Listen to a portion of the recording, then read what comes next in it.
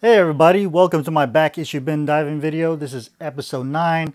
These are the cheap books I've been picking up for the last month or so. If you guys watch Comic Food 2814's channel, you saw that this past Sunday we had the Dollar Trolls episode number 1, where I showcase a bunch of these books I'm about to show you against Comic Food 2814, The Comic Collector, and Stevie B Comics, to see who got the best out of the 10 bucks that we spent for the month. I spent more than 10 bucks, but I only showed $10 worth of books. But yeah, if you guys want to check that out, I'll leave a link at the end of the video. I'll also leave a link in the description to all those channels below. So check out their channels, subscribe to them. They got very good content on their channels, so check them out. So I'm going to go ahead and get started. The reason why I like to show these videos is because when you're digging through the cheap bins, it's good to have a visual of what books to look for, so you're not constantly looking at the books and saying, oh, is that a key, is that a key? If you have an idea of what some of the keys are by like a mental Rolodex of books that you've seen, it often helps a lot. So I'm just going to go ahead and get started. And first book I got is X Factor number 28. I'm starting off with Marvel. This one has the first appearance of Infectia. Next book I got is X-Force Annual number 2. And this has the first appearance of Adam X, a mutant with the ability to set an enemy's blood on fire, which is crazy.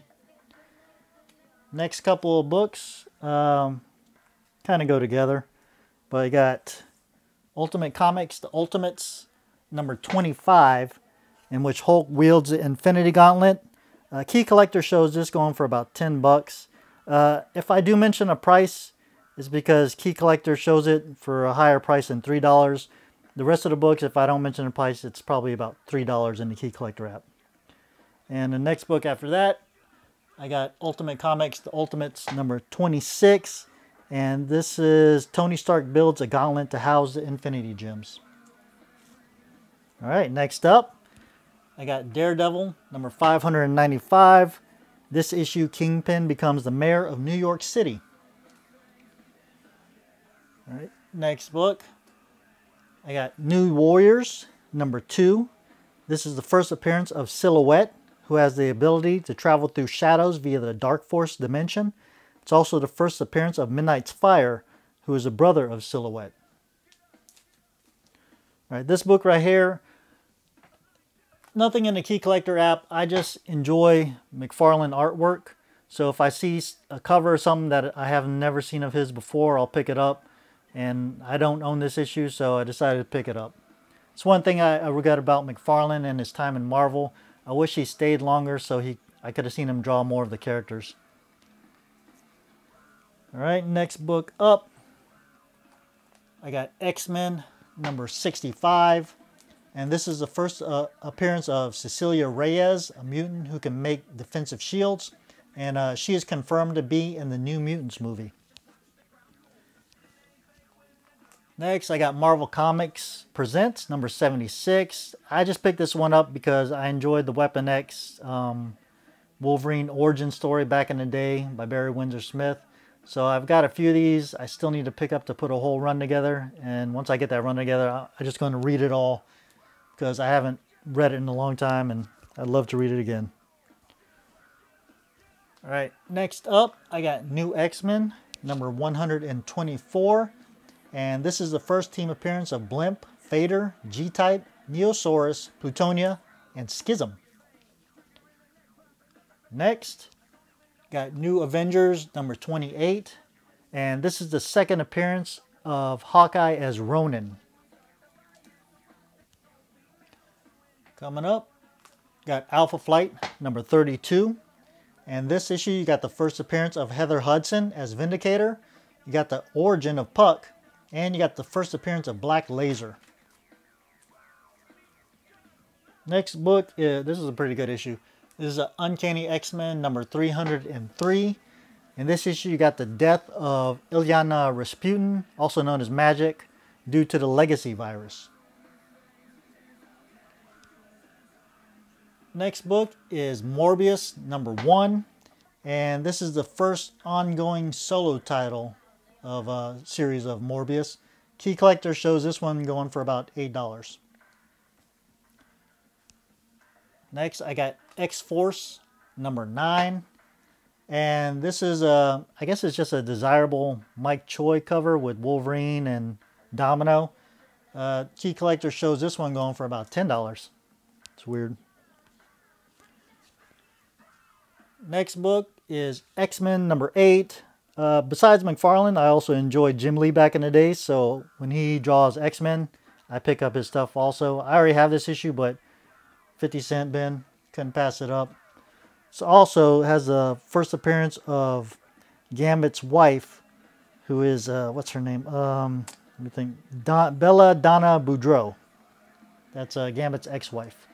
So to go with that, I also picked up X-Men number 9 because of the Jim Lee factor.